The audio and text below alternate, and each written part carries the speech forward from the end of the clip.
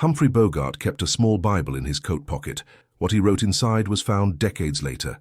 It is January 1957, Los Angeles. The rain falls in thin sheets over the Hollywood Hills. Inside a small room at Cedars of Lebanon Hospital, a man lies still. His breathing is shallow. His eyes, once sharp enough to silence a room, now rest half-closed against the pale ceiling light. His name is Humphrey DeForest Bogart, and in 3 days he will be gone. But this story does not begin here. It begins 23 years earlier, in a cramped Manhattan apartment where a younger Bogart sits alone on a worn leather chair. The year is 1934. He is 34 years old. His career is stalled. His marriage is falling apart. His reputation in Hollywood is that of a forgettable supporting actor who plays gangsters and dies before the third act. The rain outside mirrors the grey in his chest. He holds a glass of whiskey, his fourth, maybe fifth. The radio murmurs something about the economy, but he is not listening. He is staring at a small object on the table in front of him. A Bible. It is old. The leather cover is cracked. The pages are yellowed and soft at the edges. It belonged to his mother, Maud Humphrey, a celebrated illustrator who once hoped her son would become a doctor. She passed it to him the year before she died, with no ceremony, no explanation, just a quiet hand placing it in his, and the words, "You will know when to open it." He never did. Until tonight. He reaches for it. The leather feels strange against his fingers, cold and familiar at once. He opens it to a random page. Psalms. His eyes fall on a single line. "The Lord is my shepherd. I shall not want." He closes the book. He does not believe. Not really. But something in that sentence sits with him through the night.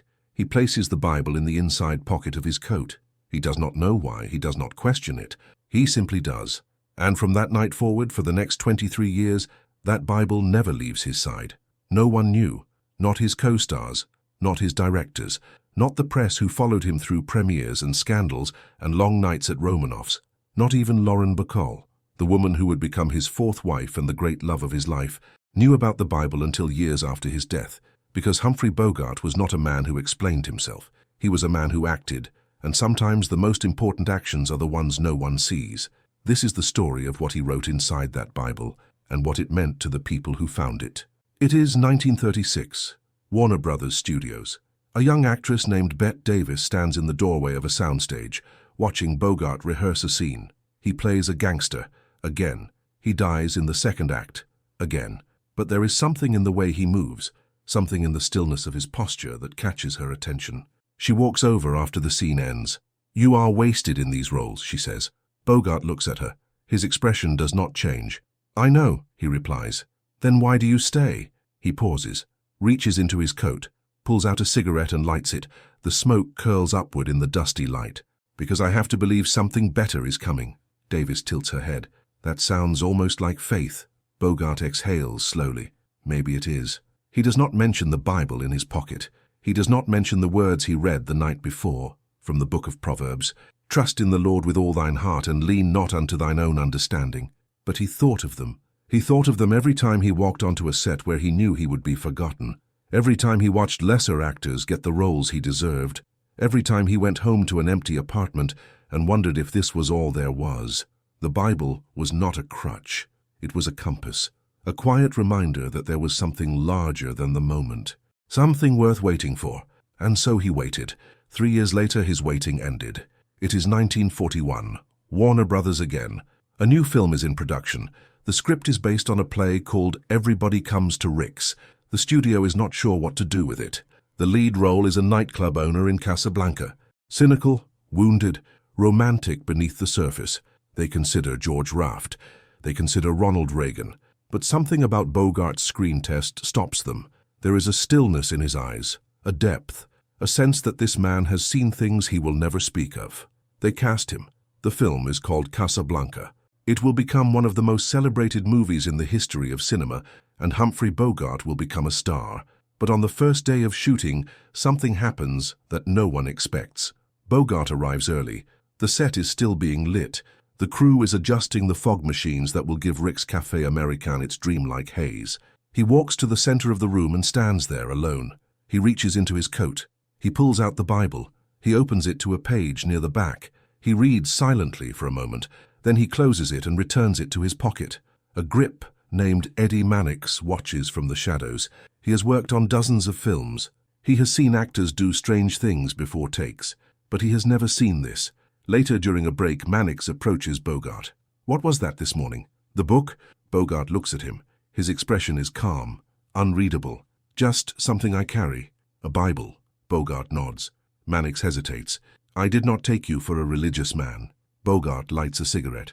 "I am not." "Then why carry it?" Bogart exhales. "Because my mother gave it to me, and because sometimes, when I do not know what to do, I open it, and somehow I find what I need." Mannix does not respond, but he remembers this conversation for the rest of his life. And 40 years later, when a journalist asks him about Bogart, this is the story he tells, the story of a man who carried faith in his pocket, even when he did not believe. The filming of Casablanca is chaotic. The script is rewritten daily. The actors do not know how the story will end until the final week of shooting, but Bogart remains steady, focused, present. Every morning before his first scene, he reads from the Bible, just a few lines, never more, never less. No one asks him about it again, but they notice. Ingrid Bergman, who plays Ilsa, notices the way he pauses before emotional scenes, the way he closes his eyes for just a moment, as if listening to something no one else can hear. Paul Henreid, who plays Victor Laszlo, notices the worn leather edge of the book peeking from Bogart's coat during lunch breaks. Director Michael Curtiz notices the calm that Bogart brings to the set, even when everything around him is uncertain. None of them speak of it, but all of them feel it. There is something different about this man, something grounded, something real, and when the film is released, the world feels it too. Casablanca becomes a phenomenon.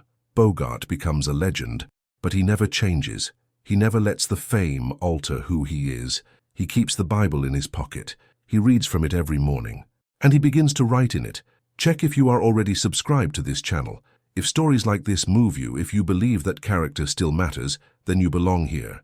Subscribe now, because what comes next will stay with you. It is 1944. Bogart is on the set of To Have and Have Not. He is 44 years old, successful, wealthy, married to his third wife, Mayo Methot, a woman whose jealousy has turned their home into a battlefield.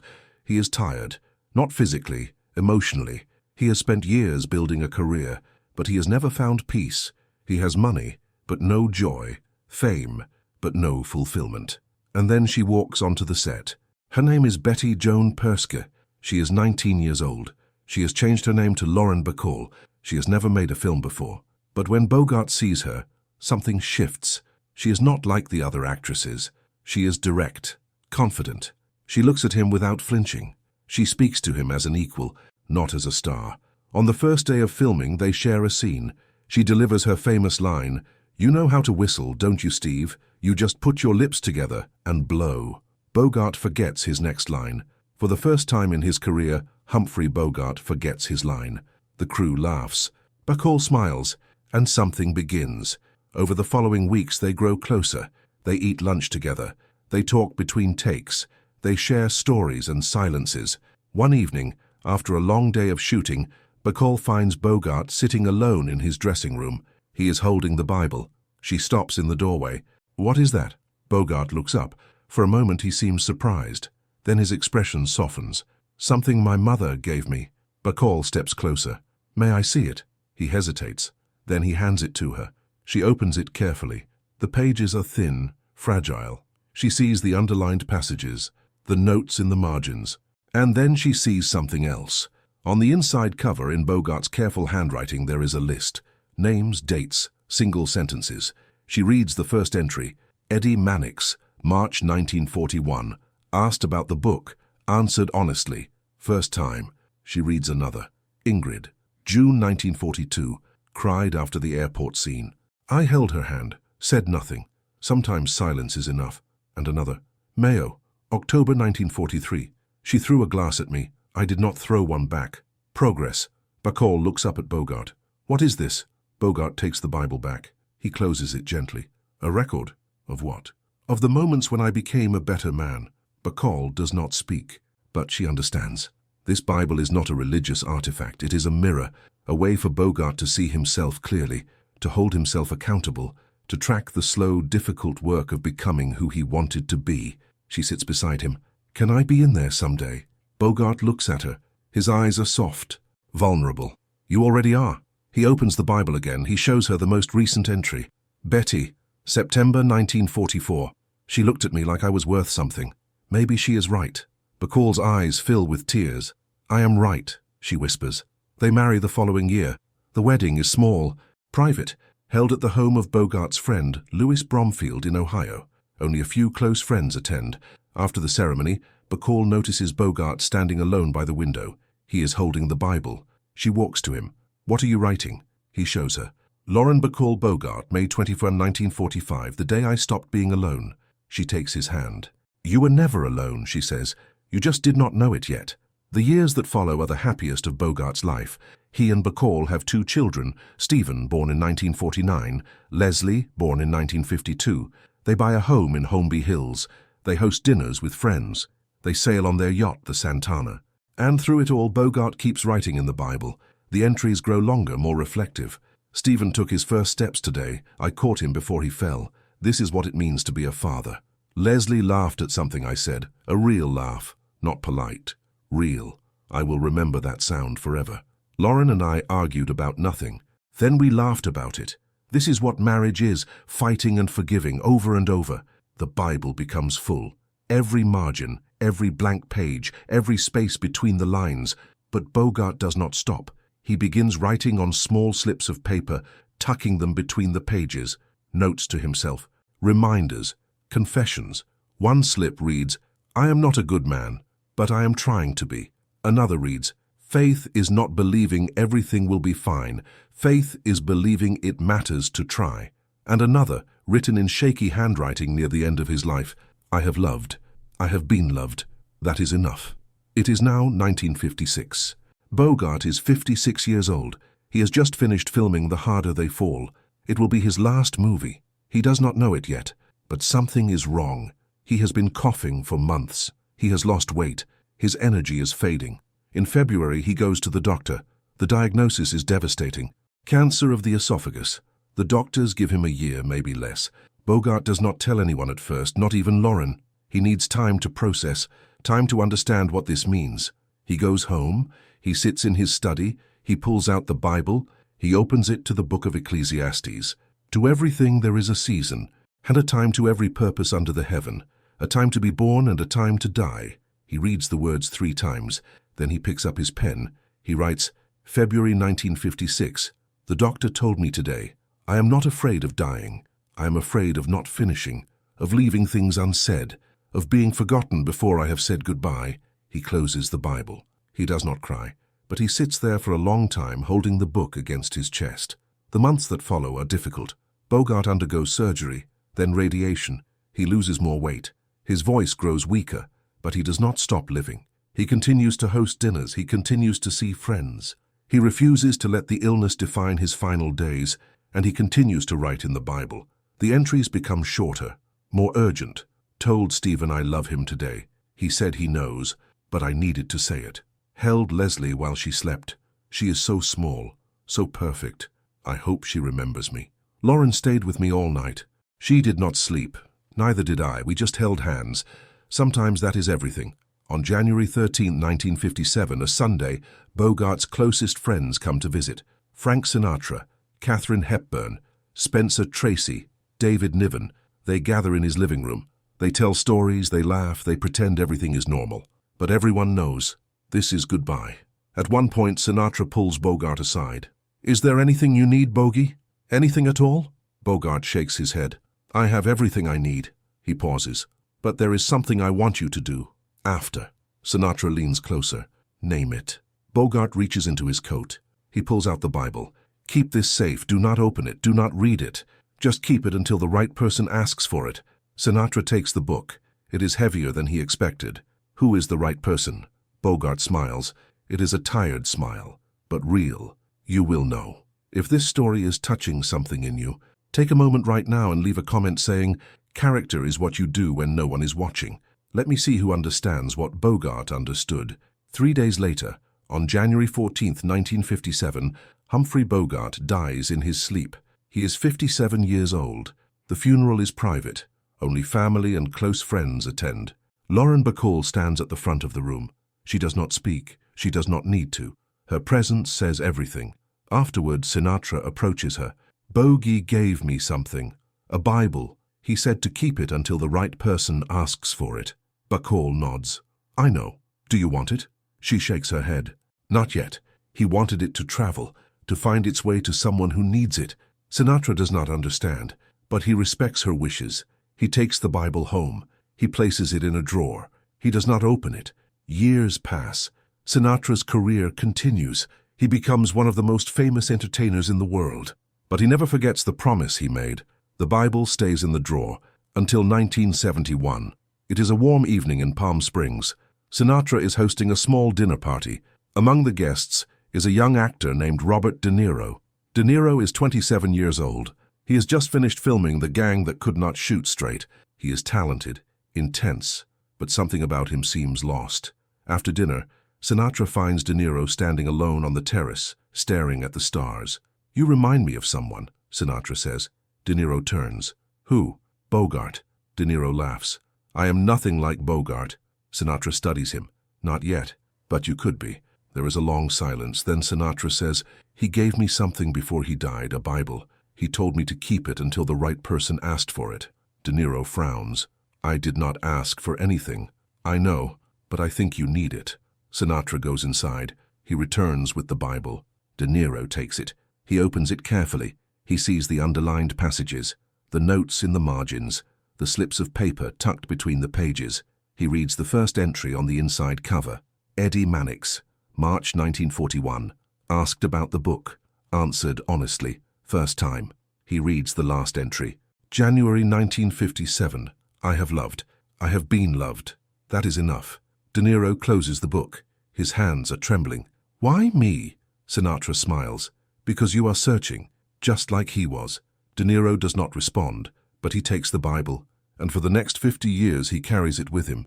He reads from it before difficult scenes. He writes in it after moments of growth. He adds his own entries to Bogart's, continuing the record. "Travis Bickle taught me something. Loneliness can destroy you, or it can make you fight." Vito Corleone, "The weight of legacy. How do we carry what our fathers leave us?" Jake LaMotta, "I broke my hand hitting the wall." Sometimes you have to hurt to understand. The Bible travels from set to set, from decade to decade, from one generation of actors to the next. De Niro never speaks of it publicly, but those who know him well have seen it. They have seen him pause before takes, close his eyes, reach into his coat, just like Bogart did. And the tradition continues. In 2003, De Niro passes the Bible to a young actor named Leonardo DiCaprio. They are filming a scene together. DiCaprio is struggling. He cannot find the emotional truth of the moment. De Niro pulls him aside. "There is something I want to give you." He hands DiCaprio the Bible. "What is this?" "Bogart's, then mine, now yours." DiCaprio opens it. He reads the entries, decades of notes, generations of actors, all searching for the same thing: authenticity, truth, a way to be better than they were yesterday. DiCaprio looks up. "I do not know what to say." De Niro puts a hand on his shoulder. "You do not have to say anything, just use it. Write in it. Pass it on when the time comes." DiCaprio nods. He adds his first entry that night. December 2003. "Bob gave me something I did not earn. Now I have to become worthy of it." The Bible continues its journey, from DiCaprio to others, from generation to generation. Each actor adding their own notes, their own struggles, their own moments of becoming. But what about the original entries? What about the words Bogart wrote in his final years? In 2019, a biographer researching Bogart's life discovered something remarkable: photocopies of the original pages. Lauren Bacall had made copies before the Bible left her possession. She stored them in a safety deposit box, with instructions that they be released after her death. She died in 2014. The copies were found 5 years later. The biographer read them and wept, because what Bogart wrote was not about fame, not about movies, not about Hollywood. It was about love. It was about trying. It was about the small, quiet moments that make a life meaningful. One entry, dated June 1952, reads, "Stephen asked me today why I became an actor. I told him it was because I wanted to matter. He said I already matter, to him. That is the best review I have ever received." Another from September 1955. "Lauren told me I am stubborn. She is right, but she also told me I am kind. I hope that is true. I want it to be true." And the final entry, written in January 1957, just days before his death. I do not know what comes next.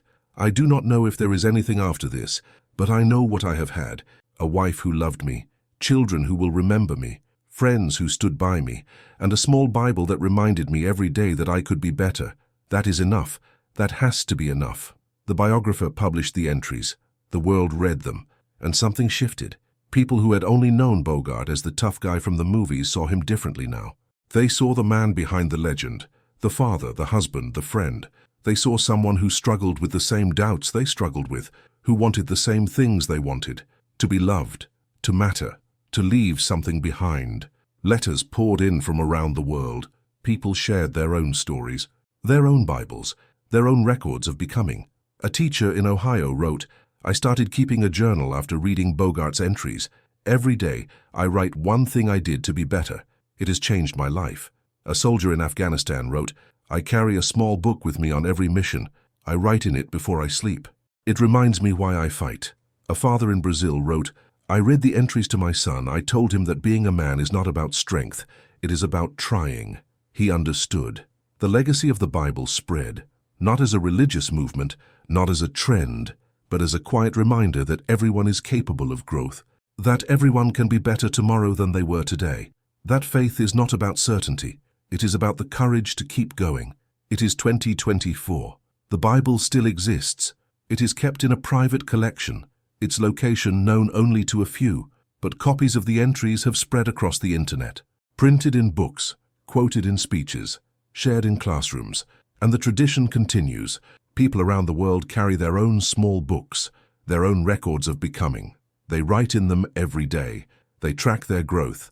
They hold themselves accountable. They do not call themselves religious. They do not follow any particular doctrine, but they follow Bogart's example, the example of a man who carried faith in his pocket even when he did not believe, the example of a man who wrote down his moments of becoming so he would never forget them, the example of a man who proved that character is not about perfection. It is about persistence. Humphrey Bogart died on January 14, 1957, but his Bible lives on, and so does his message: "I have loved. I have been loved. That is enough." In the quiet of a hospital room 67 years ago, a man took his final breath. The rain had stopped. The silence was heavy. But in his coat pocket, resting against his chest, was a small leather Bible. Inside, on the final page, were words he had written just days before.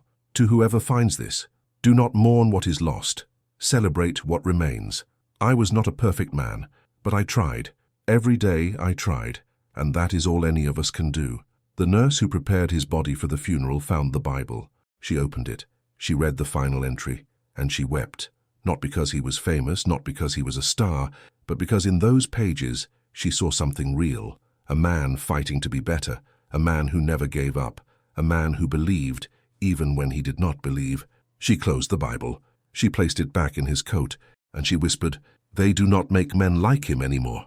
The words hung in the air, and somewhere perhaps Bogart smiled, because that was exactly what he wanted, not to be remembered as a legend, but as a man who tried. If you have watched this far, it is because this story touched something in you, something real, something that matters. Leave a comment below saying, "I watched this far." Let me know you are here. Let me know you understand what Bogart understood. That character is not about what the world sees. It is about what you write in the margins. It is about the small, quiet moments of becoming. It is about trying, every day, even when no one is watching. If this story moved you, click the like button. Share it with someone who needs to hear it. And if you are not yet subscribed, now is the time. Because stories like this are rare, and the people who understand them are even rarer. Thank you for being here. Thank you for watching until the end. And remember, they do not make men like Humphrey Bogart anymore. But that does not mean you cannot try. The rain has stopped. The silence is heavy. But somewhere, in a coat pocket, a small Bible waits, waiting for someone to open it, waiting for someone to write their own story, waiting for someone to become, that someone could be you. It is 1934 again. A young actor sits alone in a cramped Manhattan apartment. He holds a glass of whiskey. He stares at a Bible he has never opened. He does not know what the future holds. He does not know that he will become a legend. He does not know that his words will travel through generations, touching lives he will never meet. All he knows is this: he is lost, he is struggling, and he needs something to hold on to. He reaches for the Bible, he opens it, and everything begins. This is how all great stories start, not with certainty, not with success, but with a single choice, a choice to try. A choice to believe that something better is coming, a choice to write down the moments that matter. Bogart made that choice in 1934. De Niro made that choice in 1971.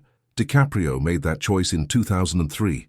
Thousands of people around the world are making that choice right now, and you can make it too. You do not need a Bible. You do not need to be religious. You just need a small book, a pen, and the courage to write down your moments of becoming, because that is what life is, a series of moments, some painful, some beautiful, some forgotten, but the ones you write down, the ones you remember, the ones you hold on to, those are the ones that matter. Those are the ones that make you who you are. Bogart understood this. He wrote it down. He passed it on. And now, 67 years after his death, his message reaches you. I have loved. I have been loved. That is enough. Let those words settle. Let them sink into your chest. Let them remind you of what matters. Not fame, not fortune, not the applause of strangers, but the quiet moments, the handwritten notes, the love you give and receive, the person you are becoming. That is enough. That has to be enough. The screen fades to black, but the story does not end. It continues in you, in the choices you make, in the words you write, in the love you give. Humphrey Bogart is gone, but his Bible lives on, and so does his message. Carry it with you, write in it, pass it on, because that is what legends do. They do not just live, they leave something behind. Something real, something that matters, something that lasts. And now that something is in your hands, what will you write? The question hangs in the air. The rain has stopped. The silence is heavy. But somewhere, in the distance, a voice whispers, they do not make men like him anymore. And somewhere, in your heart, another voice answers, then I will become one. That is the choice. That is the moment. That is the beginning. The rest is up to you. In 1945, on the day of his wedding, Bogart wrote in his Bible, "The day I stopped being alone." He did not know then that those words would travel through time. He did not know that they would reach a young actor in 1971, or another in 2003, or thousands of strangers decades after his death. He just wrote what he felt, and that was enough. Because authenticity always is, because truth always finds its way, because the words we write in the margins are the words that matter most. Not the headlines, not the reviews, not the opinions of critics or strangers, but the quiet notes we leave for ourselves, the records of our becoming, the proof that we tried. Bogart's proof is in that Bible. Yours is waiting to be written.